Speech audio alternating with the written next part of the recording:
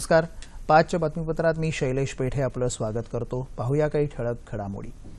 पंतप्रधान नरेंद्र मोदी यांनी आज राष्ट्रीय आपत्ती व्यवस्थापन योजना जाहीर केली. कोणत्याही आपत्ती काळात जीवित आणि वित्तीय हानी कमीत कमी व्हावी यावर प्रस्तुत योजनेत भर देण्यात आला आहे. नवीन योजनेनुसार आपत्तीचं प्रमाण मुळातच कमी व्हावं यासाठी गुंतवणूक करण्यात येणार आहे. तसंच कोणत्याही नैसर्गिक संकटाला तोंड देण्याच्या सिद्धतेवरही भर देण्यात येणार आहे.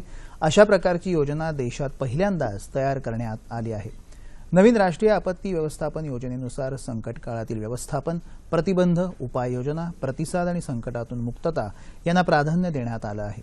योजनेनुसार आवश्यक त्या सर्व शासकीय खात्यांचं कार्य एकात्मिक पद्धतीनं आता केलं जाणार आहे.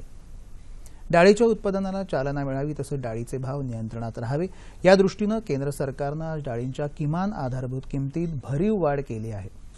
डाळींसाठी प्रति क्विंटलला ₹425 वाढ करण्यात आली आहे. केंद्रीय मंत्रिमंडळाच्या आर्थिक व्यवहार विषयक समितीची बैठक आज झाली. या बैठकीत हा निर्णय घेण्यात आला. कृषी मंत्री राधामोहन सिंह, दूरसंवाद मंत्री रविशंकर प्रसाद यांनी केंद्रीय मंत्रिमंडळाच्या बैठकीनंतर नवी दिल्लीत घेतलेल्या पत्रकार परिषदेत या संदर्भात माहिती दिली. 2016-17च्या आगामी खरीप हंगामासाठी डाळीप्रमाणे कापूस, धान आणि तेलबिया तसंच अन्य काही धान्यांच्या किमान आधारभूत किमतीत वाढ करण्याचा निर्णय केंद्रीय मंत्रिमंडळानं घेतला आहे. यानुसार कापसाच्या किमान आधारभूत किमतीतही प्रति क्विंटल ₹60 वाढ करायला मंत्रिमंडळानं मंजुरी दिल्यानं कापसाची किमान आधारभूत किंमत क्विंटलमागे ₹3,860 इतकी निश्चित झाली आहे. धानाला क्विंटलमागे ₹60च्या वाढीसह धानाची किमान आधारभूत किंमत ₹1,470 निश्चित करण्यात आली आहे. याशिवाय तेलबियांच्या किमान आधारभूत किमतीतही प्रति क्विंटल ₹100 ते ₹200च्या वाढीला मान्यता मिळाली. केंद्रीय मंत्रिमंडळाच्या बैठकीत कृषी क्षेत्रासह इतर विषयांवरही चर्चा झाली. देशातल्या टपाल कार्यालयांना बँकेचा दर्जा द्यायला केंद्रीय मंत्रिमंडळानं मंजुरी दिली आहे. शेतकऱ्यांना सक्षम आणि स्वावलंबी करण्याच्या दृष्टीनं शाश्वत सिंचन व्यवस्था उभी करण्यासाठी केंद्र आणि राज्य सरकार कटिबद्ध आहे अशी ग्वाही मुख्यमंत्री देवेंद्र फडणवीस यांनी दिली. मुख्यमंत्री आज पंढरपूर दौऱ्यावर असून विकास पर्व आणि जनसंवाद सभा या कार्यक्रमात ते बोलत होते. राज्यातले रखडलेले सिंचन प्रकल्प पूर्ण करण्यासाठी केंद्र सरकारकडे 10,000 कोटी रुपयांच्या अनुदानाचा प्रस्ताव पाठवला असून हे वर्ष शेतकरी स्वाभिमानी वर्ष म्हणून साजरं केलं जात असल्याचंही त्यांनी सांगितलं. 1.5 वर्षापूर्वी राज्यात फक्त 17 लाख शेतकरी विमाधारक होते.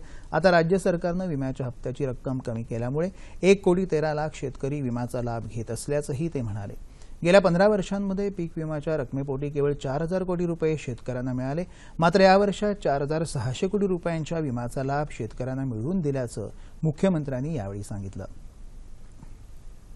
देशात काळा पैसा बाळगणाऱ्यांना तो कायदेशीर करून घेण्यासाठी केंद्र सरकारनं सुरू केलेल्या योजनेला आजपासून प्रारंभ झाला.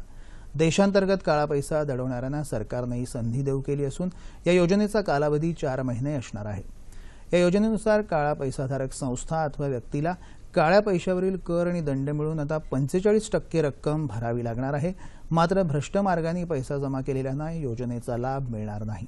उत्पन्न जाहीर करण्याच्या योजनेनुसार संस्था अथवा व्यक्तीला बेहिशेबी संपत्ती कर, दंड आणि जास्त आकार मिळून एकूण 45% रक्कम 30 सप्टेंबरपर्यंत भरावी लागणार आहे. योजना 30 सप्टेंबरपर्यंतच चालू राहील.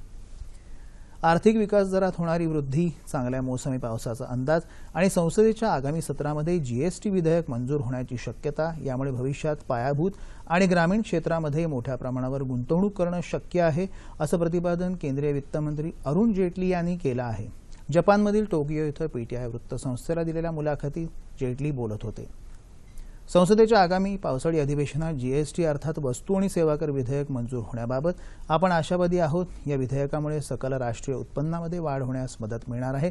तसंच भारतातील पायाभूत सोयी सुविधांवर अधिक खर्च करणंही शक्य होईल असंही जेटली यावेळी म्हणाले. सातत्यानं सर्वाधिक वृद्धी दर्शवणारी अर्थव्यवस्था असा भारतानं लौकिक मिळवला आहे असं सांगून त्यांनी आपल्या सरकारच्या नवीन धोरणांमुळे यंदा 7.9% वृद्धी दर गाठू शकेल अशी अपेक्षाही जेटली यांनी व्यक्त केली.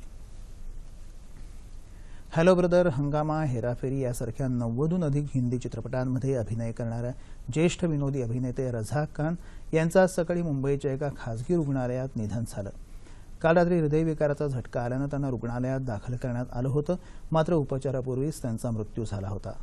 उद्या दुपारी मुंबईतल्या भायखळा इथल्या स्मशानभूमीत त्यांच्या पार्थिवावर अंतिम संस्कार करण्यात येणार आहेत.